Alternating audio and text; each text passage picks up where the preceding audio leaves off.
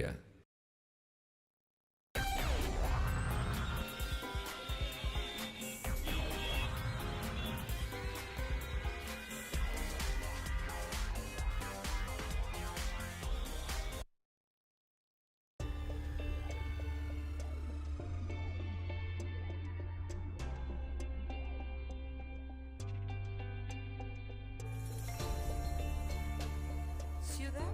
Abierta.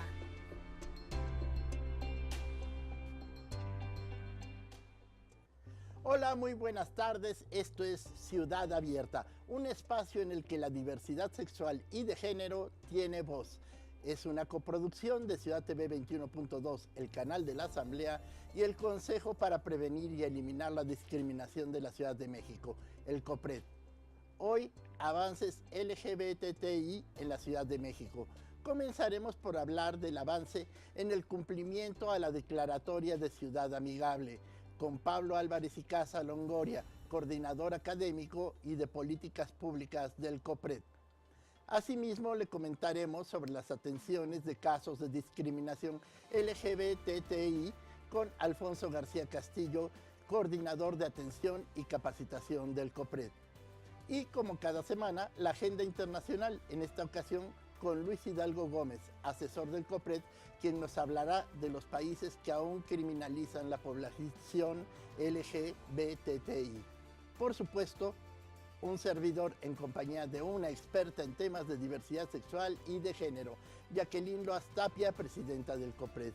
Pues sí, Jacqueline, qué maravilla los avances de esta ciudad. ¿Qué tal, doctor? ¿Cómo estás? Indiscutiblemente, y a mí me parece que cuando hablamos de una ciudad abierta, tenemos que hablar también de una ciudad transparente y en esa transparencia una ciudad que rinde cuentas y que dice cómo van los avances, porque ser la ciudad de más avances en México, en América Latina y en muchas partes del mundo, nos obliga a ir demostrando y diciendo en qué van esos avances y cómo es la progresividad del derecho, porque muchas y muchos de ustedes me podrán decir, oye, pero si ya se consiguió el matrimonio igualitario, la adopción, el reconocimiento de género, pero cuando hablamos de derechos, tenemos que saber que es como una escalera y que cada vez que tú garantizas un derecho,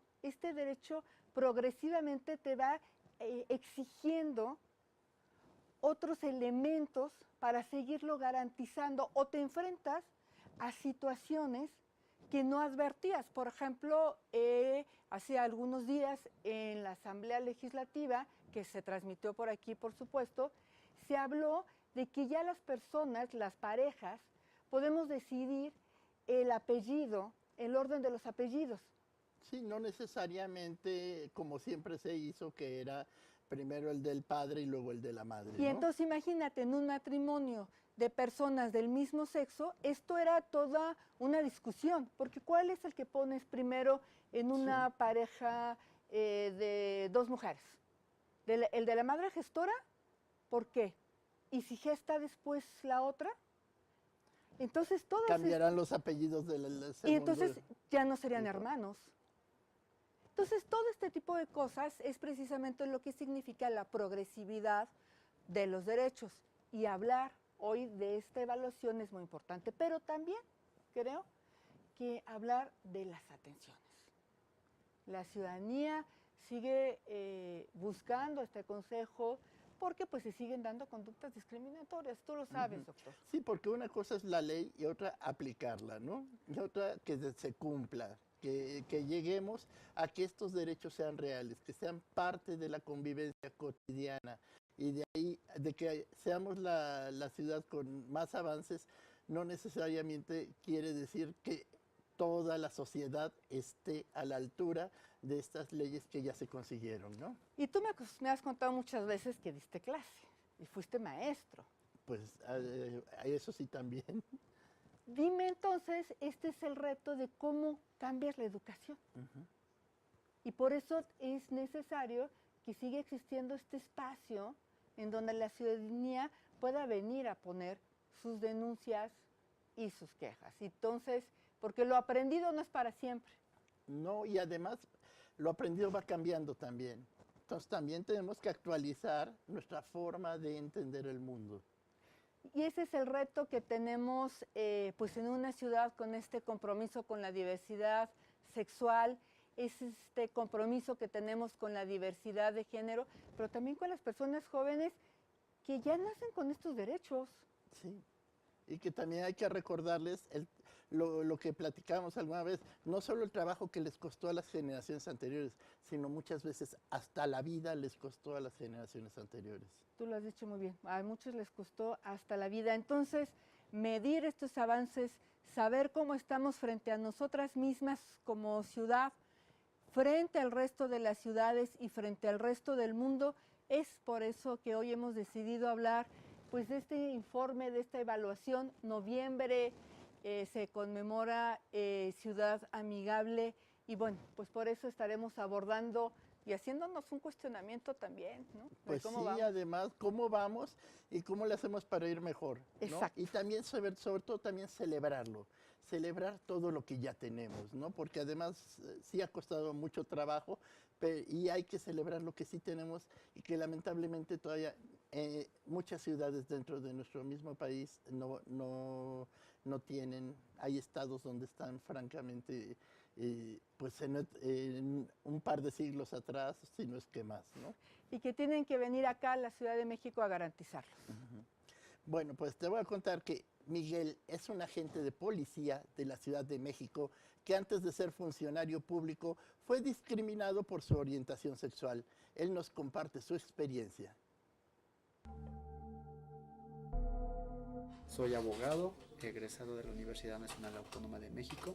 Mi actividad es investigar, estructurar las averiguaciones previas que nos llegan para hacer un programa de investigación del delito y coordinarnos con las policías y con los peritos, que son los auxiliares del Ministerio Público, para llegar con el que realizó la conducta criminal. Como yo de joven sí fui víctima muchas veces de los compañeros a un trato diferente, en sentido negativo, a que me gustaban los hombres y demás. Eso es lo que siempre me ha motivado, que mucha gente no pase lo que la mayoría de nosotros pasamos y que no tengan miedo a aceptarse. Yo llevo trabajando para la comunidad, como le dice la gente, pero yo le digo población, para la población LGBT en más o menos 20 años. Yo tuve una pareja que se dedicaba a trabajar con Human Rights, porque yo viví en San Francisco 4 años, y ahí fue donde yo empecé como activista. Porque cuando yo veía su activismo, él a veces no dormía, y me sorprendía mucho porque se decía, ¿cuándo descansas? Terminaba un proyecto, todavía no terminaba un proyecto y ya estaba en otro. Incluso a veces salía de una junta para ir a la otra junta de derechos humanos, y me decía, es que alguien tiene que luchar por la gente, alguien tiene que hacer algo, y si en mis manos está. Entonces él tenía una chispa tan grande para hacer las cosas, y cuando yo empecé a ayudarlo en sus proyectos de derechos humanos, yo dije, pues yo también puedo hacer mucho. Y cuando regresé a México, yo quise seguir con esa lucha. Quise seguir haciendo campañas de prevención, informándole a la gente cuáles eran sus derechos.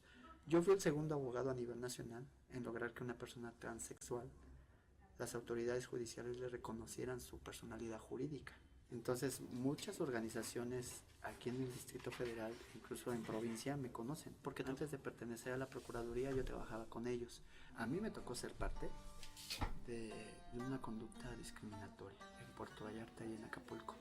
Pues no había pasado nada, de repente veo que los policías estaban atrás de mí y me empiezan a decir, usted no se puede tomar de la mano con el caballero porque está prohibido. Esas son faltas a la moral, y aquí hay familia. Y digo, perdón. O sea, ¿cuáles faltas a la moral? No estoy haciendo ningún acto indecente.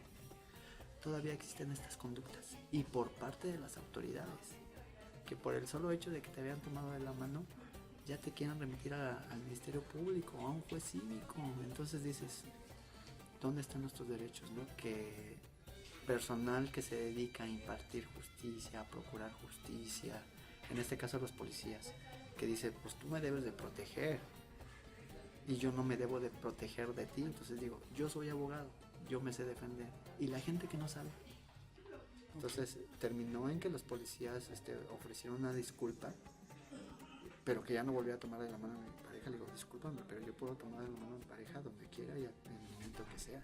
No me lo vas a prohibir. Si yo logro que dentro de una investigación debidamente coordinada con policía de investigación, peritos y todos los recursos que nosotros tenemos a nuestro alcance, el resultado sea positivo, las personas que fueron víctimas del delito se van a sentir bien, en el sentido de que las autoridades sí hicimos nuestro trabajo, sí logramos esclarecer ese delito y no se quedó impune.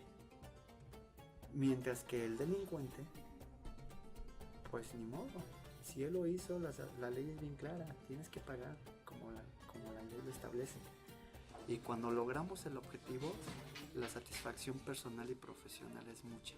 Y eso es lo que me apasiona, que de mi trabajo a veces depende que no se cometan injusticias.